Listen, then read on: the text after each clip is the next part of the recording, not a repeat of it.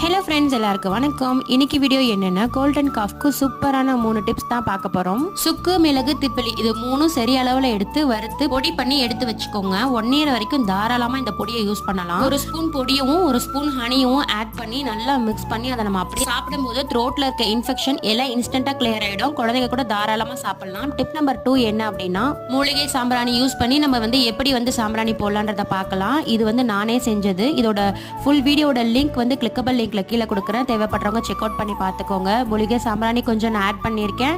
அது கூட ஒரு கைப்பிடி பூண்டு தோல் ஆட் பண்ணியிருக்கேன். பூண்டு தோல் ரொம்பவே நல்லது சளிக்கு. ஸோ கண்டிப்பாக இந்த மாதிரி ட்ரை பண்ணி பாருங்க. டிப் நம்பர் 3 என்ன அப்படின்னா, நம்ம எரியிற அந்த கறியில் கொஞ்சமாக பச்சை கற்பூரம் ஆட் பண்ணி அதுக்கு மேலே பூண்டு தோல் ஆட் பண்ணி நம்ம இப்படி கூட பண்ணலாம். கண்டிப்பாக இன்ஸ்டண்ட்டாக கோல்டு ரிலீஃப் ஆகும்.